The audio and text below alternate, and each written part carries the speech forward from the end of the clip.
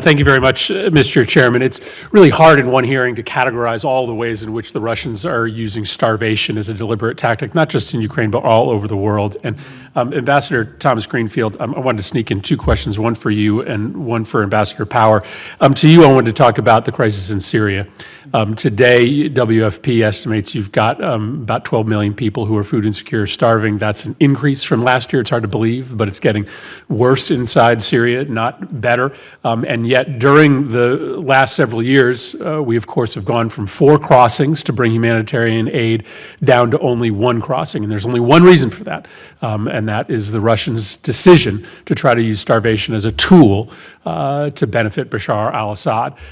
You were able to win a 6 months extension of the 1 crossing, but that's all that Russia will agree to. So just tell us very briefly what the consequences are going from 4 crossings to 1 crossing and now having only a handful of months certainty that you'll even have that available for humanitarian relief getting into Syria.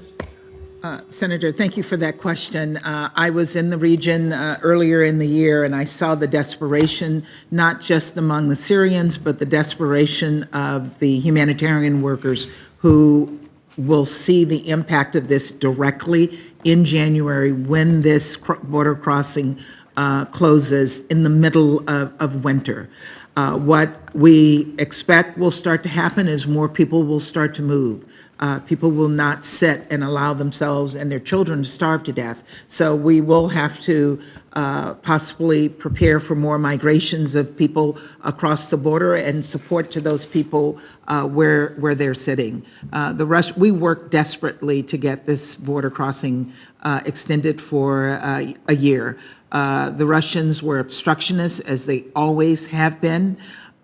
We spoke to the NGOs who said, yes, 12 months is what is the minimum we need, but 6 months is better than nothing, and that's why we came away with the 6 months that you just spoke about. But we're still working in the Security Council to try to get that extended at the end of the 6-month period and get more border crossings open, because the humanitarian situation is increasing, not decreasing. Well, we appreciate your Herculean work trying to keep that crossing open.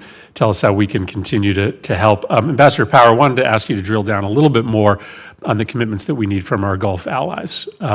So very glad to see that in coordination with the president's visit, the Saudis announced that they would be depositing $2 billion into Yemen's central bank. That's really important because the food crisis is exacerbated by the broader economic crisis inside Yemen, and that funding will help to free up some capital and resources for Yemeni families and public employees to buy food. But every single year, the Saudis and the Emiratis in particular make these big public pledges as to how much they are going to support food assistance and humanitarian aid in Yemen. And then every single year, it is like pulling teeth to get both of these supposed allies to deliver on those pledges. So the Saudis have pledged $300 million for food aid and humanitarian relief inside Yemen so far this year, but so far they have delivered about 85 million. The Emiratis have delivered 23 million.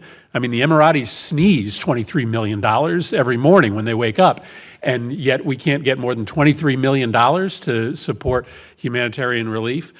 How critical is it for the Gulf countries that are participants in the war inside Yemen to be active partners in delivering aid to what continues to be the world's worst humanitarian disaster?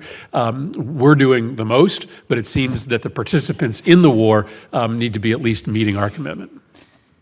Thank you. Yes, Senator, really can't put it better than you have put it, but would only start by saying the truce needs to be preserved, because the only thing worse than the food conditions pending right now in Yemen, and David Beasley can speak to this imminently, is that food crisis plus the resumption of the war. And that's, I think, why the diplomacy that President Biden did on his trip to the Gulf around the Yemen war and extending the truce is so very important.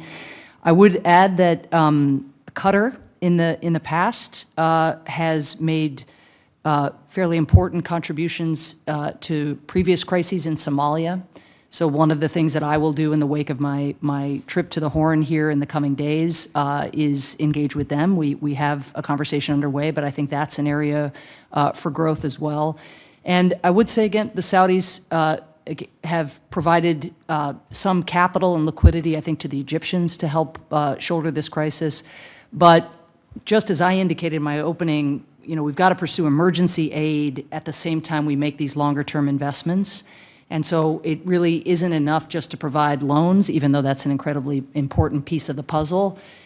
Organizations like the World Food Program and other international NGOs and other UN agencies need big money just to keep people alive so that we can then, again, look at the kind of political reforms and economic reforms and growing the economy and growing the agricultural sector that we know is, in the long term, the only way that we're not going to avoid coming back and having hearings like this every season. And lastly, the ceasefire is so important. Glad that the administration made that a priority, but the ceasefire has to be a mechanism to a political dialogue that eventually gets a return of the Yemeni government to the Yemeni people. Thank you, Mr. Chairman. Thank you. Just for the members' awareness,